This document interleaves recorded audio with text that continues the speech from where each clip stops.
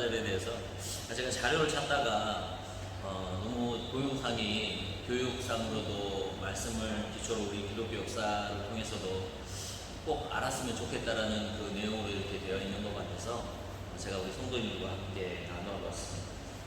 추수감사절입니다. 우리 다 같이 한번 고백해 볼까요? 하나님 감사합니다. 이렇게 한번 여러분의 진심을 이렇게 담아가지고 한번 진심으로 하나님 앞에 눈을 꼭 감으시고 하나님 주님 감사합니다. 다시 한번 해보세요. 하나님 감사합니다. 감사하신가요? 네. 할렐루야.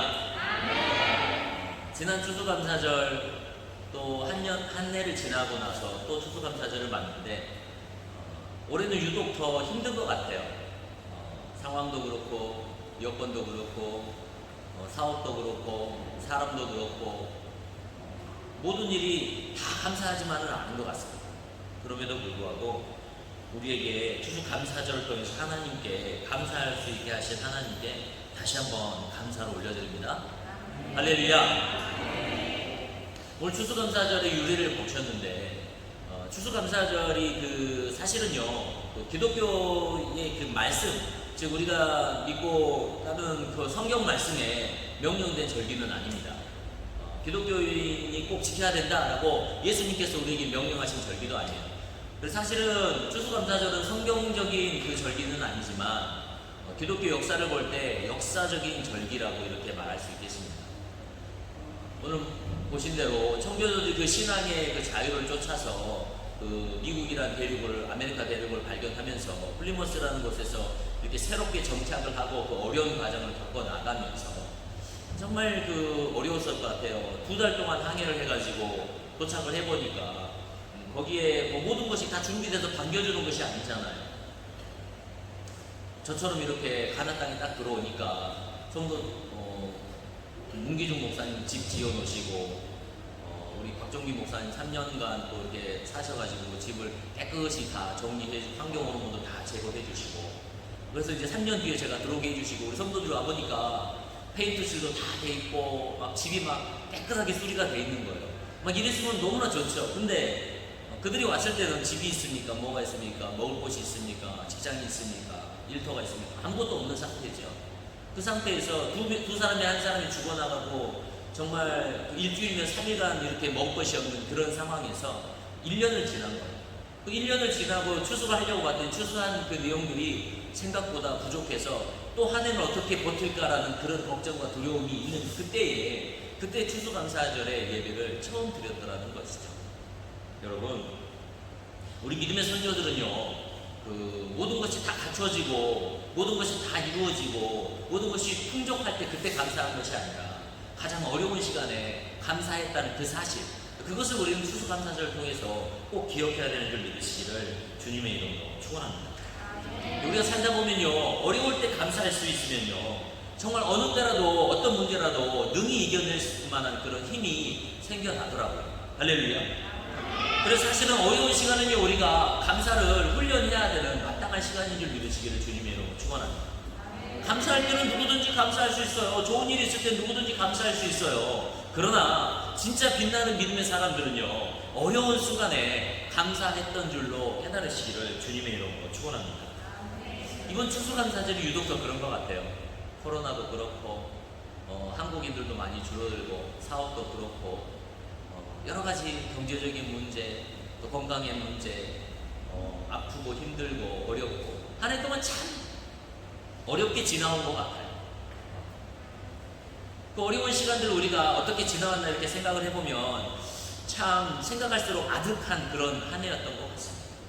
그럼에도 불구하고 오늘 우리가 또 1년에 한 번 주님 앞에 진정으로 감사를 올려드리고자 하는 이 귀한 자리에 또 와서 앉아 있습니다. 할렐루야. 주님께서 우리에게 감사할 기회와 시간을 주신 줄 믿으시기를 주님의 이름으로 축원합니다.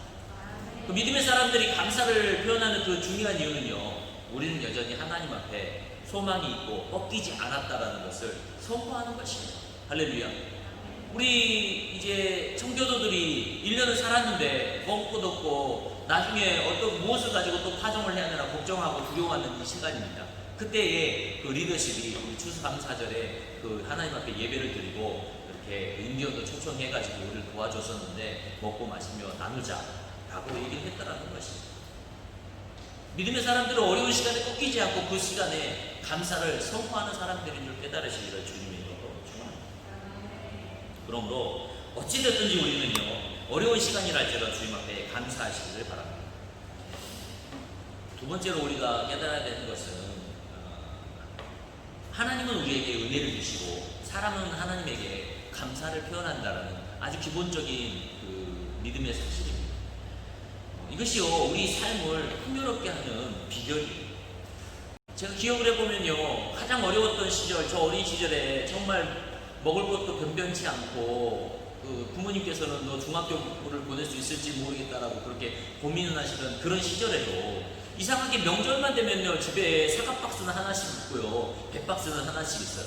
근데 이렇게 제가 그 가족 관계 또 교회 관계 이렇게 그 돌아보면서 우리 집에 어떻게 사과 박스, 배 박스가 있을까라는 것을 이렇게 고민을 해봤거든요. 그 어린 시절에도. 왜냐면 평소에는 없는 것들이 생겨나니까 갑자기 이상하잖아요. 근데 이제 그 비결을 보니까 이래요. 부모님이요, 그 담임 목사님을 섬기기 위해서 그 사과 박스, 배 박스를 꼭 하나 사십니다. 그 다음에 저 시골에 있는 그 큰아버지 댁에 갖다 드리기 위해서 사과 박스, 배 박스를 하나씩 사십니다. 그걸 사가지고 명절이 되면 이제 새벽 일찍 그 큰 집에 다녀오죠. 제사 드리기 전에. 우리는 얼른 가서 인사드리고 이제 다시 오죠. 그리고 갈 때 택시에다 그 사과 박스를 싣고 가는 거예요. 그걸 싣고 어렵게 이제 그 정말 비포장도로 해가지고 시골로 갔다 오는데, 갔다가 그 사과 박스를 드리면요, 큰아버지가 꼭 그 쌀 한 가마하고 그 사과 박스, 배 박스를 또 주십니다. 이게 무슨 짓인가 싶어요. 아니, 어렵게 갖다 줬는데 또 우리를 줘가지고 또 갈 때 또 힘들잖아요. 현찰로 주시든지. 이게 이제 사과박스, 백박스를 또 주셔요. 그럼 주신 걸 또 가지고 집에 와요. 집에 오면 집에 다시 또 사과박스, 백박스, 두 박스 됐죠? 그럼 목사님 댁에 또 갖다 드립니다. 그럼 목사님이요, 또 우리 갈 때, 목사님이 제 외삼촌이시잖아요. 외삼촌 목사님이 또 사과박스를 하나 또 주십니다. 이게 잘 맞아가지고 사과박스 하나, 백박스 하나면 좋은데 어떻게 잘 안 맞아가지고 백박스, 두 박스가 되더라나 사과박스, 두 박스가 되면 굉장히 힘들어요. 근데 이상하게 이 명절만 되면 그거를 사가지고 주고받고 나중에 보면요, 우리 선물이 저기가 있는 게 아니라 저 집에 갖다 준 선물이 저렇게 돌아가지고 다른 집에 가 있어요. 각 집마다요, 사과박스, 백박스가 하나씩 넘쳐나는 거예요. 이게 뭐냐면요, 풍성한 이유는요, 우리가 많이 가져서가 아니에요. 그때 이렇게 살 수 있는 형편이 아니에요. 우리 많이 가져서가 아니라 그 많은 것을 하나님 앞에 나눌 수 있었기 때문에, 그래서 풍성한 줄 믿으시기를 주님의 이름으로 축원합니다. 할렐루야. 하나님은요, 우리 삶을 풍요롭게 하는 그 비결을 우리에게 알려주셨어요. 우리가요, 하나님 앞에 감사할 수 있을 때 우리 인생이 풍요로워집니다. 부모에게 우리가 감사할 수 있으면요, 우리가 효도할 수 있고 부모님과 사랑을 나눌 수 있습니다. 선생님에 대해서 감사할 수 있으면요, 공부 열심히 할 수 있고 훌륭한 사람이 될 수 있습니다. 하나님에 대해서 감사할 수 있으면요, 우리 인생이에요, 풍성해지고 의미가 있어지고 소망이 있어지고 기쁨이 넘치는 줄 믿으시기를 주님의 이름으로 축원합니다. 그 사람들이 재밌는 사실인데요, 좋은 일들이 있어가지고 감사하다고 느끼는 것이 아니에요. 좋은 일이 있으면 감사하죠. 목사님 왜 그러세요? 좋은 일이 있어도요, 감사하다고 느끼지 않을 때도 있어요, 사람들. 근데 사람들이 언제 진짜로 비로소 진심으로 감사하다고 느끼냐면, 우리 입술로 감사하다고 말할 때, 그때 우리는 비로소 감사를 느끼게 되고, 또 그때 우리는 비로소 하나님의 은혜를 진심으로 체험하게 된다는 사실입니다. 하나님과 사람은요, 끊임없이 은혜와 감사를 주고받는 사이입니다. 이 관계가요, 하나님은 오늘 우리에게요, 은혜를 내려주고 계십니다. 이것을 믿으십니까? 무슨 은혜를 주셨나요? 뭐 별로 은혜를 받은 게 없는데요. 하나님은요, 매 순간, 오늘이고 어제고 내일이고 영원토록 동일하게 우리에게 은혜를 내려주고 계십니다. 어제 내려주셨던 햇빛, 오늘도 내려주고 계십니다. 어제 주셨던 공기, 오늘도 주고 계십니다. 어제 주셨던 일용할 양식, 오늘도 주셨습니다. 어제 주셨던 생명, 오늘도 주셨습니다. 할렐루야. 하나님은요, 우리가 한량없는 은혜로, 우리가 셀 수 없는 그 은혜를 우리에게 매일매일 내려주고 계신데요. 재밌는 사실은요, 이것을 감사하는 사람만 이것이 감사하다라고 진심으로 느껴지고 그 은혜를 체험하며 살아간다는 사실이에요. 할렐루야. 좋은 일이 생겨서 사람들이 감사하는 것이 아니에요. 감사하다고 말할 때에, 감사하다고 고백할 때에, 감사의 그 풍성한 은혜를 나누려고 할 때에 그때 우리에게 감사가 넘치는 줄 믿으시기를 주님의 이름으로 축원합니다.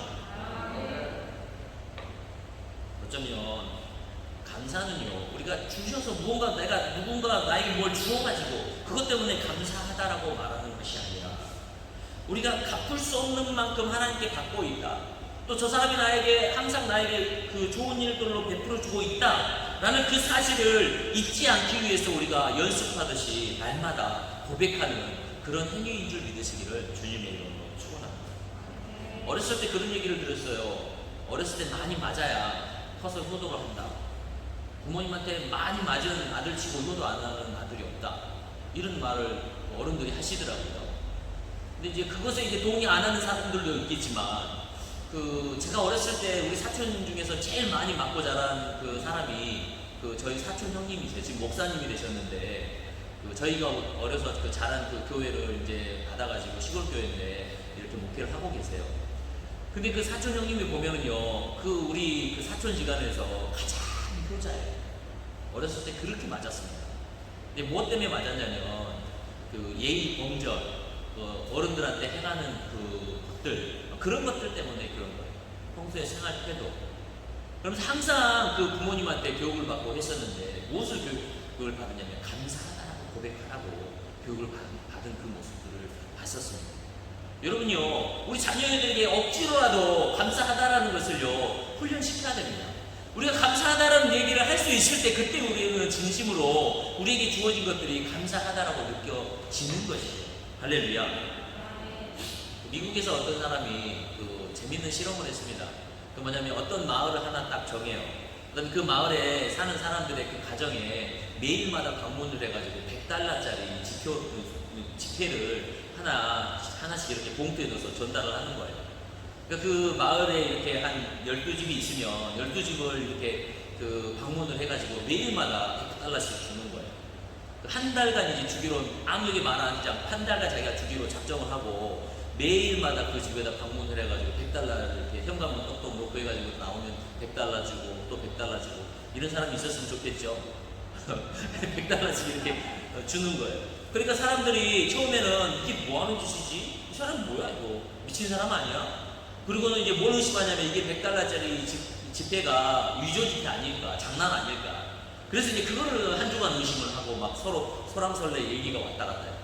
그 다음 주가 이제 지나가니까 이제 $100 그 지폐가 사실이라는 것을 사람들이 깨달았잖아요. 진짜라는 것을. 이유도 없이 주니까 이제 고마워서 그 다음 주에는 계속해서 그 사람을 기다리는 거예요.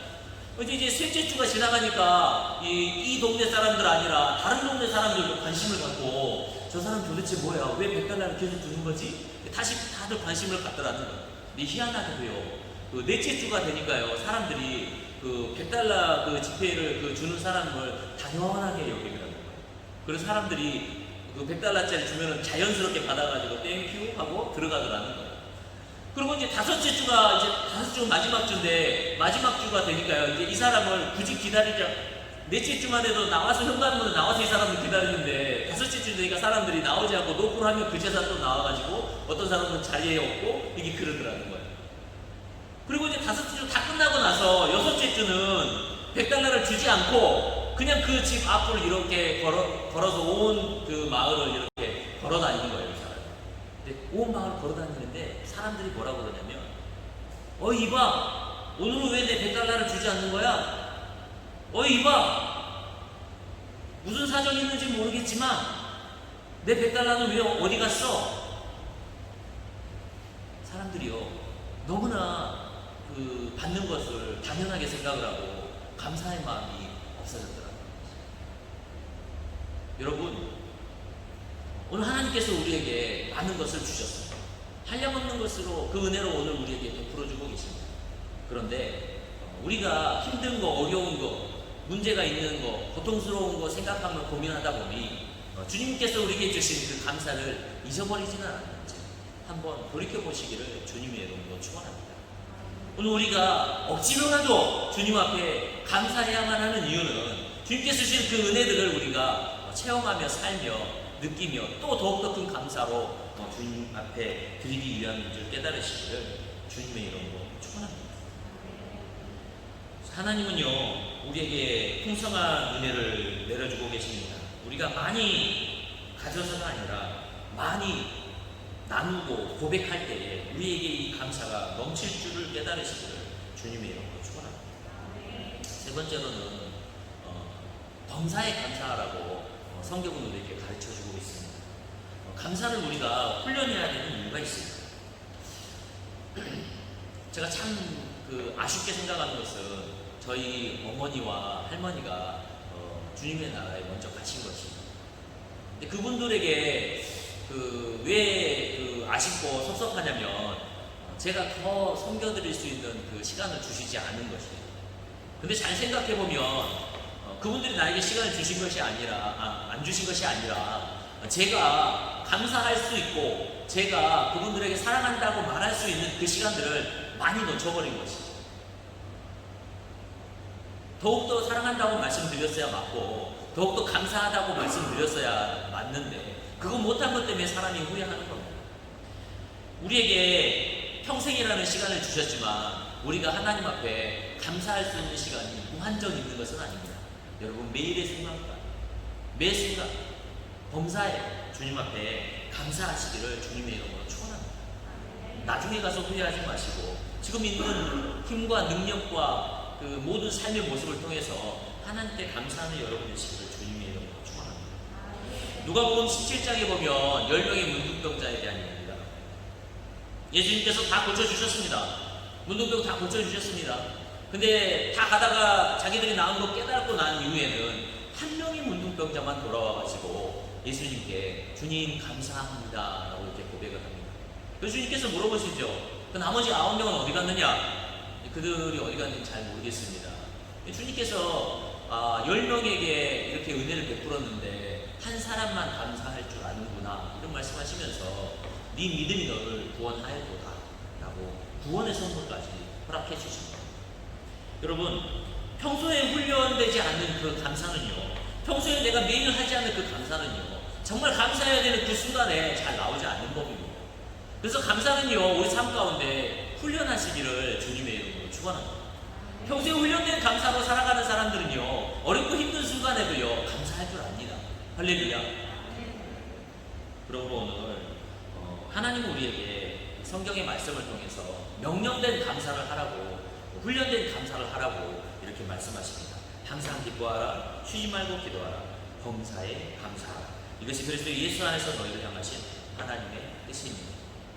오늘 추수감사절입니다. 추수감사절을 맞아서 많은 감사해야 될 일이 있겠지만 오늘 우리가 살아있는 또 하나님 앞에 이렇게 예배할 수 있는 어떤 문제가 있을지라도 다시 또 시작할 수 있는 힘을 주시는 것, 감사할 것이 참 많습니다. 다시 한번 돌이켜보고 어려운 시간일지라도 우리가 훈련된 감사를 통해서 끊임없이 또 소망 있는 삶, 복된 삶, 믿음 있는 삶을 향해서 나아가시는 여러분 되시기를 주님의 이름으로 축원합니다. 기도하겠습니다. 사랑의 아버지 하나님 감사합니다. 어려운 시간이지만 우리 믿음의 선조들이 그 어려운 시간을 통해서 주님 앞에 행했던 감사를 돌이켜봅니다. 코로나 전국에 문제가 많아서 경제 문제, 환경의 문제, 사람의 문제, 주님 너무나 많은 문제들 가운데서 고민하고 염려하는 우리가 추수감사절을 맞을 때 지금 하나님 앞에 믿음의 선조들처럼 또 감사로서 주님 힘 있는 인생, 주님 소망 있는 인생을 일구어 나가시도록 주님 보호하여 주시옵소서. 하나님 오늘도 우리에게 놀라운 은혜로 베풀어주고 계심에도 불구하고 깨닫지 못하고 알지 못하고 고백하지 않았어 주님 풍성함을 나누지 못하고 있지는 않습니까? 지금 우리가 주님 주신 은혜를 매일매일 고백할 수 있도록 주님 보호하여 주시옵소서. 주님 자기 전에 감사하다고 고백하게 허락하여 주시고 일어나서 감사하다고 고백하게 허락하여 주시고 밥을 먹기 전에 주님 감사하다고 고백하게 하시고 지금 예배당에 들어오기 전에 주님 감사하다고 고백할 수 있도록 주님 보호하여 주시옵소서. 우리가 명령하신 감사를 범사에 쉬지 않고 고백함으로 말미암아 주님께서 주신 인생의 기회와 축복의 때를 놓치지 않는 믿음에서 될 수 있도록 주님 복 내려 주옵소서. 예수 이름으로 감사하며 기도했습니다.